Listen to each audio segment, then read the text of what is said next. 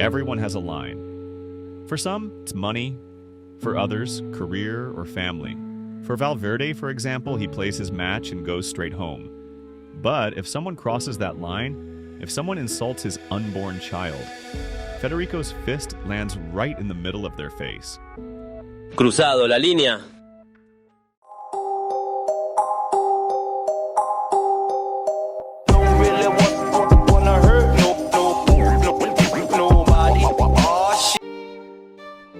Federico Valverde grew up in the dust of Montevideo's streets, always under the watchful eyes of his parents. He started playing football when he was just 3 years old, still in diapers. He played for the neighborhood club, Estudiantes de la Unión. Back then, he couldn't give up his pacifier. So he made a promise. If he won a championship, he would quit.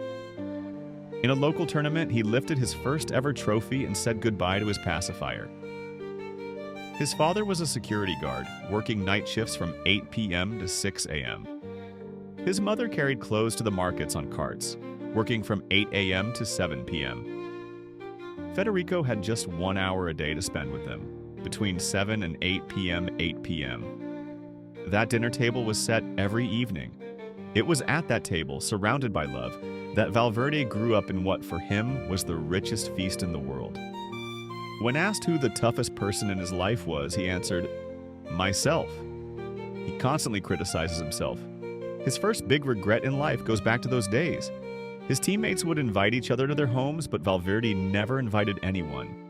He was ashamed of his home and his family. His second big regret came later. He had joined his childhood club, Peñarol, and by the age of 16, he had made it to the first team. But he started to change. A few years earlier, he was just another fan asking for autographs. Now, when people called his name, he wouldn't even turn around. He no longer hung out with his childhood friends, but with his new teammates. One day, his father pulled him aside and gave him the scolding of his life. "Who do you think you are? Why are you ignoring the friends you grew up with?" he shouted. That lesson stuck with him, and he always regretted his attitude during those early years. As he grew older, he became a Federico who remained loyal to his first friends and his neighborhood. Back then, his voice wasn't as deep as it is now. Though he would later be called El Halcón, the Falcon, in those days they called him Pajarito, the little bird. Things were going well at Peñarol, and soon he would meet his idol, Diego Forlán. Valverde never left Forlán's side. He learned how to strike the ball properly, how to take powerful shots without needing a big wind-up. Skills that would later make Ancelotti say his right foot feels like it's made of stone. He didn't go to Danubio, Nacional, or Defensor because he was a Peñarol fan. He won a trophy and became a regular in the first team. Soon, Barcelona, Chelsea, and Arsenal were after him. Arsenal acted fast, inviting him to London Colney for a 10-day trial. They offered €2 million for him. He was seen as Steven Gerrard's reincarnation, and everyone told him to go. In England, he wouldn't have to sleep on the floor like in Uruguay. He wouldn't shower in ice-cold water. He'd have a jacuzzi. But he would also be separated from his family and have to communicate in a language he didn't understand. He was too young to be away from home, but brave enough to say no. He rejected Arsenal. Then came the U17 national team tournament in Paraguay. His family traveled with him. One day his mother called his room. "Come here immediately," she said. "Real Madrid is here for you." Una persona del Madrid me diga, "Estamos interesados en vos." No me lo podía creer. For a long time he thought she was joking. He assumed someone from Peñarol had come, maybe to offer him a contract. Maybe he could even buy a new pair of Nike boots or a PlayStation. But when he saw the official documents, he realized this was real. They were offering to move him and his family to Madrid.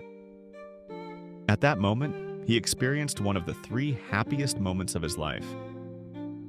He looked into his parents' eyes. His mother, sitting frozen in place, whispered to his father, "Did Real Madrid just sign Fede?" At 17, he joined Castilla Madrid's B team for €5 million. He thought he had reached the top of football. In his own words, he believed he was a mix of Messi and Ronaldo. But the same lesson his father had taught him came back in a different form. The first time he entered the locker room, he saw the difference. Designer belts, Nike boot bags, Louis Vuitton wallets, and this was just the B team. He prayed that at least his underwear wasn't ripped. He waited until everyone left before changing. Looking in the mirror, he told himself, "Federico, you are nothing." At Castilla, he played 36 games, scoring 3 goals and providing 2 assists. He played alongside Martin Odegaard and Achraf Hakimi. A loan move to Deportivo La Coruña introduced him to La Liga. At 19, he played 25 matches. He didn't score or assist, but he gained valuable experience. 2 years after his transfer, at the age of 20, Federico Valverde was finally called up to Real Madrid's first team. First under Julen Lopetegui, then under his former Castilla coach, Santiago Solari. He obtained Spanish citizenship and played 25 matches. Then came the second of the 3 happiest days of his life. He became a father. His son, Benicio, was born. Until that moment, he had been obsessed with his performances, to the point where it was harming him mentally. But now he realized there was more to life than just football. A big part of that realization came from his wife, Mina Bonino. She was his biggest supporter, but also a brutally honest Argentine football critic. After Madrid's Champions League elimination against Ajax, where Valverde came on as a substitute, Bonino didn't hold back. "Why are you afraid to shoot? You could have put the goalkeeper inside the net," she told him after the match. Later, the couple received news that they were expecting their second child. But this time, the journey was painful. According to medical tests, Bonino was likely to miscarry. Their baby wasn't expected to survive. Valverde shut down emotionally. He stayed strong around his family, but broke down in tears whenever he was alone in the shower. Then came April 8th, 2023, a match against Villarreal. Ancelotti subbed Valverde in for Benzema in the 59th minute. Facing him was Villarreal's young midfielder, Alex Baena. When Villarreal took a 3-2 lead, Baena started provoking Valverde. And then he made a terrible mistake. He reached into Valverde's soul, into the nest of the man they called El Halcon, the Falcon. "Your baby isn't even going to be born, you idiot. Just play football properly." Baena had crossed the line. Valverde clenched his fist, but he waited. He didn't react during the match. After the final whistle, he didn't even shower. He changed and went straight to the parking lot, waiting near Villarreal's team bus. Everyone was trying to figure out what he was doing. When Baena arrived, Valverde finally let it out, screaming at the top of his lungs. "You crossed the line! You crossed the line!" Then he punched him. Over and over again. The Spanish midfielder's cheekbone was fractured. Valverde walked away through the crowd of Villarreal players and did what he knew best. He went straight to his family. After the incident, the media focused more on Valverde and his wife's difficult pregnancy. Real Madrid fans took it personally.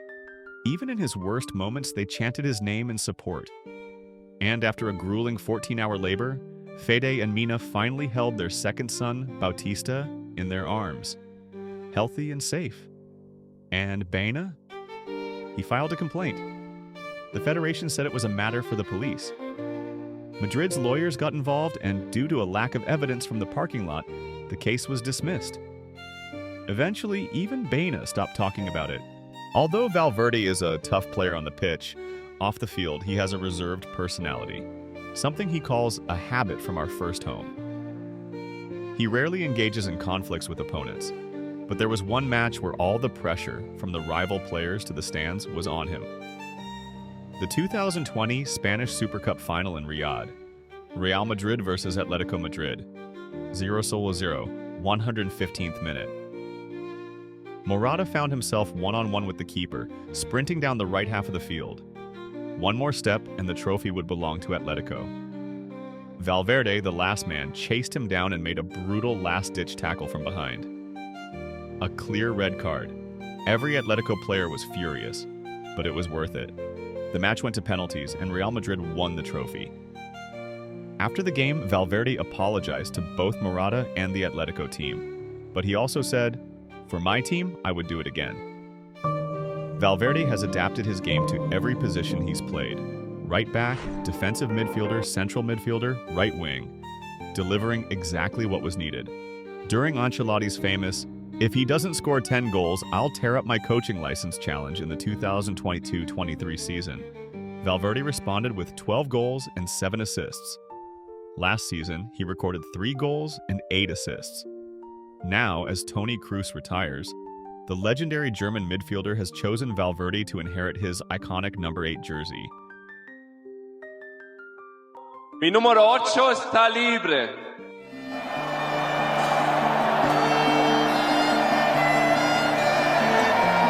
¿Tenéis una idea?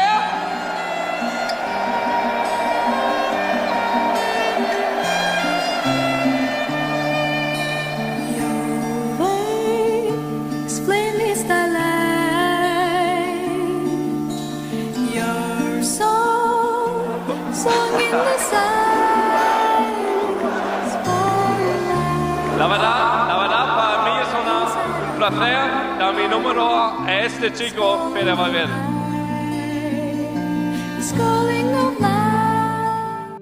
His thunderous long-range shots, the ones that send goalkeepers flying into their own net, aren't luck. His unexpected strikes from the right flank into the far corner? Not a coincidence. Valverde is 26 years old. By the midway point of the season, he had played 2 matches, scoring 8 goals and assisting 11 times. For him, football isn't just a profession, it runs through his veins. He does his job. He doesn't seek conflict. But if someone crosses the line with Valverde, they will never forget the lesson he teaches them.